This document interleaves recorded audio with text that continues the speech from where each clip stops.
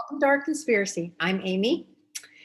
One of the things that I love about watercolors, when I look at watercolors, is that big, soft, smoky interaction of the paint. And, it's those watercolors that just make you go, oh, when you see them. Uh, they're loose, they're just beautifully loose. And most watercolor artists and students want to learn that and get that way. And anyway, one of the things that I learned, one of the keys to being able to be loose is to kind of clearly define your shapes.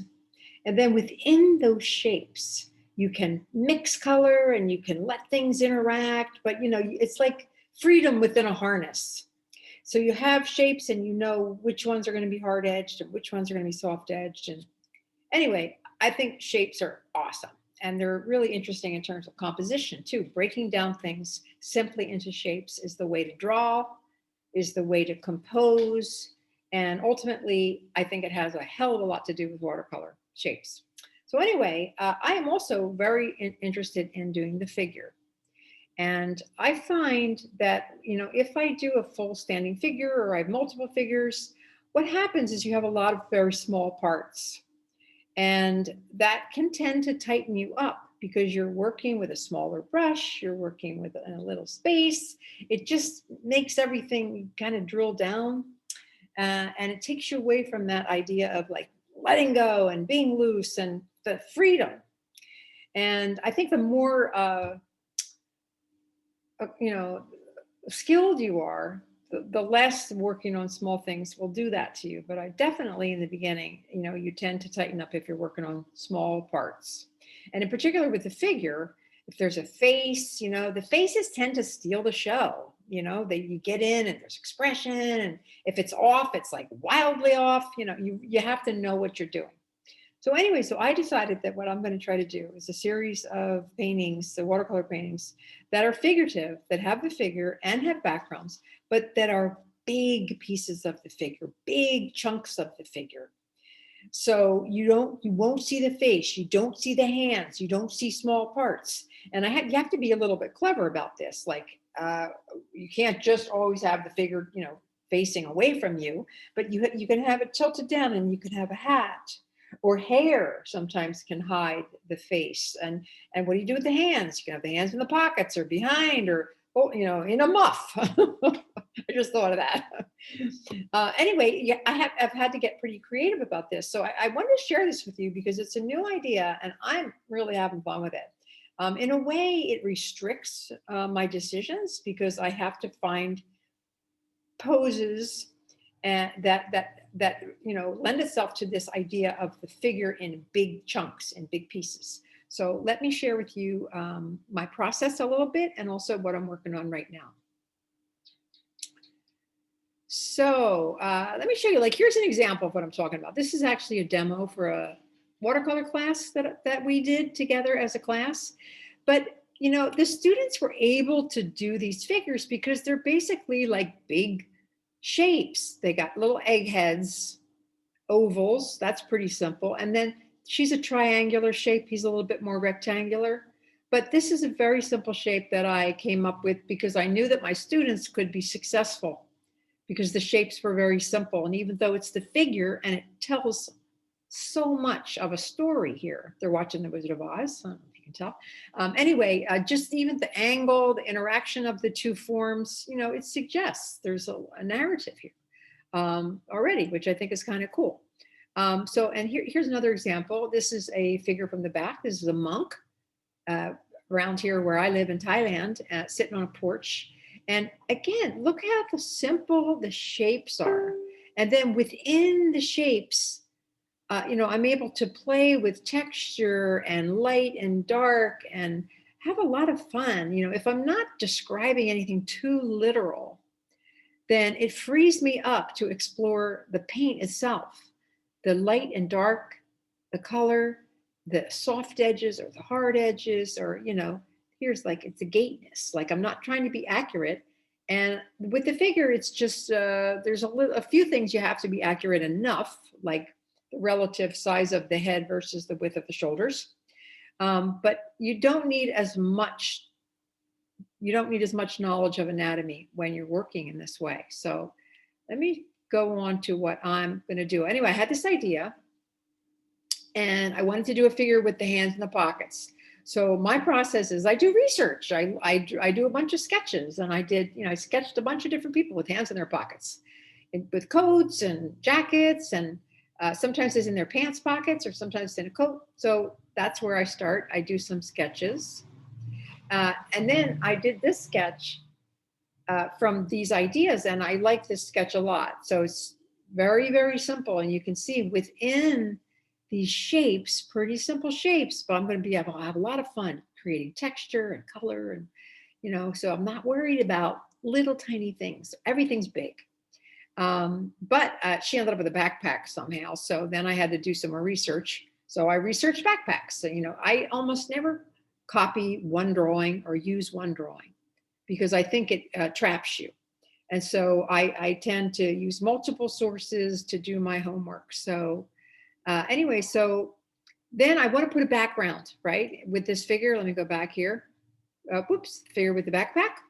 I want there to be something in the background. Part of my new idea is to have very simple figures, big chunks in pieces, but I like a little storytelling. I like a little narrative. So I'm going to imply something with the background. So I'm thinking of backgrounds, right? For this girl. Well, she wouldn't be in a kitchen, but this would be a cool background for somebody else, right? Like maybe even somebody cooking from the back with the apron, and very graphic. It could be a garden because she could be in a garden. Sure, she could be in a garden. Anyway, this is what I decided on. Now, this seems a lot more complicated in small parts, which is the antithesis of what I started out saying, right? But it's the background, so it's going to be really simplified and very loose and very suggested, okay? So here is my drawing so far. Here's where I'm going to start right now with my demo for you. So let me switch screens and I'll show you what I'm doing. Okay, so here's my sketch, and it's just in pencil. So the first thing, or my process is I do my pencil sketch, I figure out my composition. Then I like to come in with ink. And this is optional, of course, whether you use line is a stylistic decision, up to you. But I use line in a particular way. I don't put it everywhere. I only put it where I know that I'm going to lose it by putting dark up next to it, or it's going to be a hard edge. And so I'm a little bit selective about where I put the line. So I am imagining that the light is coming, let's say the light is coming from here. This is the sky here, the blue sky. Now I'm not going to do any line work, at least for now, in the background, because I want all that to be soft, right, and suggested. So here's the light. So the back of her head might be dark, okay, but I won't do the front. Now, check this out. Here's an old headline. I made a correction. I made her head, slightly different shape. I don't erase any of that until I do my ink. So I put in the ink first, and I think of it as a new opportunity to do a nice line. So I can, add a little extra bumps as I go along. A little backpackness, but I don't want to be too particular. There's some straps, and all this is in shade, so I can make that line back there. So that's a lot of information right there. Maybe here's the separation, blah, blah, blah. Maybe here's the inside of her jacket. Maybe that might be a little bit darker. Little suggestion here. Okay, let's do the back of her arm, sleeve. Where it goes into the pocket might be a line. Okay, call it good. That's as much line as I need. Then I come in and I erase. Not everything, because I tell you, I've done that. I've done ink and then I've erased all the line and it always looks so sterile. So I basically like some of this line showing up, but I get rid of what I don't need. Like obviously I get rid of that correction that I showed you, that extra head, right? The front of her hair is going to be light. It's a little hard to see if that light's coming in and out, but I know where this edge is, so I might get rid of some of that line, some of this line, some of this line. There's an old collar in here, so I'm going to clean that up. So I get rid of partial lines and lines that just aren't serving me anymore. And I'm also thinking about, you know, when I put the line, I'm sort of throwing down the gauntlet that I'm going to have dark edges and hard edges next to that. But I also think about softness when I'm doing these lines. So anyway, that's good. Good enough. So let's paint. I'm going to do this pretty fast, but spritzing my colors, protecting my paper here. I don't want to get too wet. And I tend to, as a strategy, kind of go for something right off the bat that I feel comfortable with, like that I'm not worried about it being perfect, like the sky, right? You grab a tissue, want the sky to be pretty light, and this whole background is going to be fairly soft, so all these colors can interact. So I want to try to work it all wet at the same time. So I'm going to paint with some abandon. So there's my sky. I'm going to blot it out right away. I want it to be light blue. Good. Super simple. I'm going to pick up a little burnt sienna for my buildingness. I say buildingness because it doesn't have to be some kind of perfect building. It's not a portrait of a building. It's just a building. Any building. A suggestion. So I'm going around some shapes, some window shapes. I also have a fire escape thing going on, which I think is going to be kind of fun. So I'm going to stop here. More buildingness here, can have a little interaction with the sky. And I'm going to make this one a little bit more red, just for a tiny bit of variety. Oops. But then I'm going to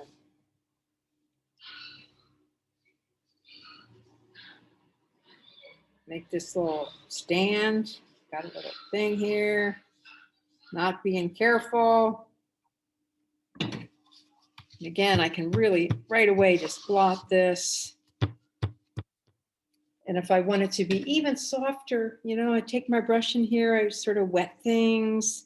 Maybe this window reflection is picking up a little bit of that red. Maybe there's red in the brick. So I really want to be playful with my ground. Look at that suggestion of windows, just a little couple of lines. It's all good. If I got too much water, just blot, makes texture. Texture is good. But the shape is the background. The whole shape of the background is just very coherent. So look at that, it's coming along. I'm going to put some color in the windows, but not yet. Okay, I got a little green. I'm just going to make my green gray by adding a little warmth to it. This is not a color mixing demo, but color mixing is a lot of fun if you don't take it too seriously. Okay, and then here's my sidewalk, a little gray. Got a little sandwich board sign. And again, I'm thinking shapes. Thinking shapes. Now I'm going to go right through her pants. And I'll tell you why. This is a pro tip right here. Her leg will tend to take you right off the bottom of the composition, which you don't want. You don't want it to go off and out. So you kind of finesse what's happening at the bottom. So if there's a little bit of soft interaction here, and it's not like a solid leg, all the better. So I'm just sort of suggesting without making that leg too strong. Got to get it the right shape. Again, it's all about the shapes. Yeah, good. And when this dries too, everything's going to be lighter. So I'm keeping that in mind. Got a little severe. So that's a great start. Yeah, and it's pretty soft. And all right, let's just go in. I'm gonna make her jacket blue. And I'm gonna make it pretty strong. And again, the light is coming from this way. So I'm gonna throw down the gauntlet and this is indigo, really super strong. So I'm gonna put a strong bead. And again, it's a figure, but because it's such a strong shape, I can be a little bit more sort of abstract in my approach to it. Okay, so super strong shape. Excuse me. Now I'm going to take a wet brush, clean brush, and just going to sort of bring some of that blue over here. Excuse me. I got a frog in my throat.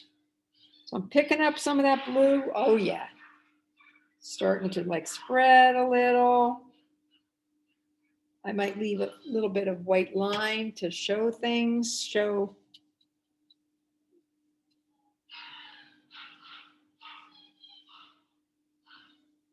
Hard to talk and paint at the same time. That's my job.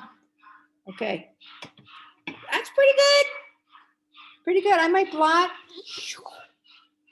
I might just pick up those lights again. Oh yeah. That looks cool. Very good. Ha!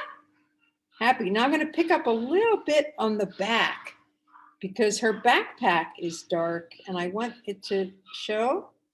So look, I left a little bit of lighter along that line and then dark right along the edge. And now when I put the black backpack in, that'll really show. And some of this light is just like, it looks just like articulation of, you know, her jacket. Okay. I'm going to pick up another little warm color, pretty much the same as the building. For her neck, that's all the flesh we got. That's all the flesh we got to deal with. Pretty easy peasy Louisey. Okay, and then shall we make her a redhead? I think we should, just for fun. Again, it's hair, but it's a shape. So we can come in here and really play with how we want to handle this. Bangs. And personally, I really like, I don't know if you can hear, there's a dog barking in my neighborhood, driving me crazy. Anyway, I like hair that kind of explodes a little bit into the air. So sometimes I'll like soften the edges and let it just be really soft. Sort of spread out into the atmosphere a little bit. Up to you. Again, we're just being creative with our shapes. Look at that, nice. Okay, I'm gonna do Payne's Gray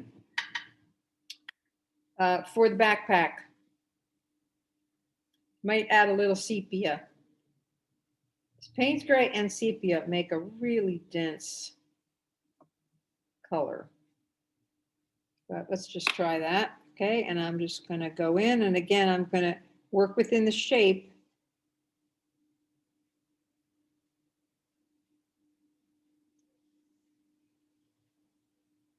Maybe I'll leave a little bit more articulation on the top, less the light is maybe hitting that pack up there.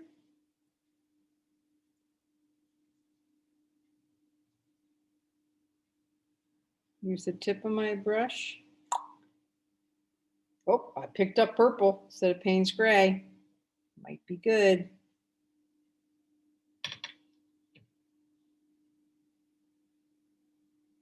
Yep, there's purple. When something I don't expect happens, I'm always, I embrace it. I think, ooh, all right. Like the unexpected. Okay, oh, and while I got my darks,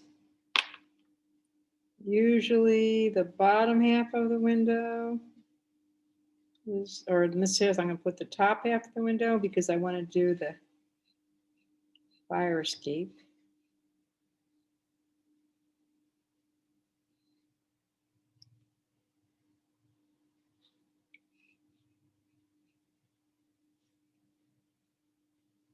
Something like that, going down. Okay, and you know what, if I feel like I need to designate more of her pants, I can do another, you know, little darker here, right along the edge, and then softly go out. So it's still pretty subtle.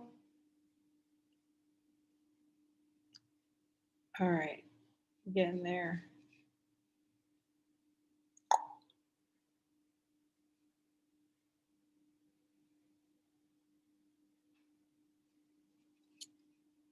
Good.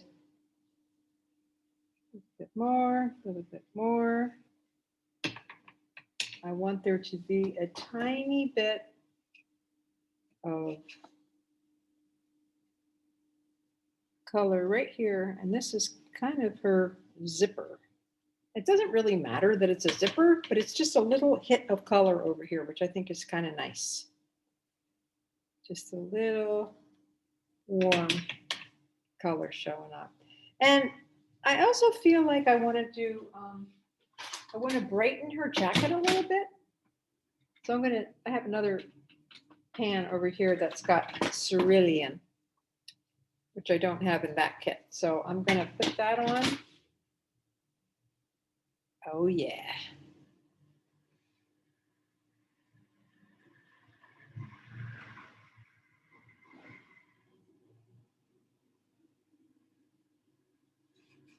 Just to give it a little bit more brightness.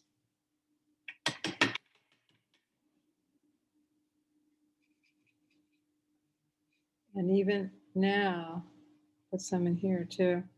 But now I can blot some of this so it's brighter. But now it's got a little bit more color. All right, you see where I'm going with this? Not entirely done. But I always end up working a little faster when I know people are watching, because I know they have other things to do. I know you're enjoying yourself. I love watching painting videos. I usually watch them with the sound off, mostly because the music's often terrible, or I don't like the sound of the artist's voice. I hope you like mine, but I don't know. I got that New Jersey accent. Anyway, I'm cleaning up this shoulder area. Didn't quite like what was going on. So, and then last but not least, as an homage to that lovely blue in her coat, I'm going to put some of that in this window. And it's kind of a puddle, so it's shiny, a little bit hard to see. But you can see how I'm suggesting the background, but it's the big, bold shapes that I'm going for with the figure. So I'll probably work on this some more, and I'll probably post it, so maybe you'll see it online. But thanks for watching. I'm actually starting a class, and it's going to be based on this kind of work. We'll do, it's going to be a 6-week class. We're going to break down the figure into very basic shapes. I got a lot of great ideas for doing that. And we're going to include backgrounds, and some will be even simpler than what I've done here. I mean, not a whole city, but just color. But the thing about making the figure so simple, like I just did, is that it's very graphic. And again, working within those shapes, and then the negative space becomes as important as the positive space. And I think it releases you, it invites you to be more abstract, to move the paint, to scrape, to take liberties that you wouldn't if you're worried about, you know, the face or any like little small parts. So anyway, that's my story. I'm sticking to it. If you're interested in the class, it's on my website, artconspiracy.net. and I would love to have you. So that's it. And I'll see you later. Amy, Art Conspiracy, stay safe, stay sane. Bye for now.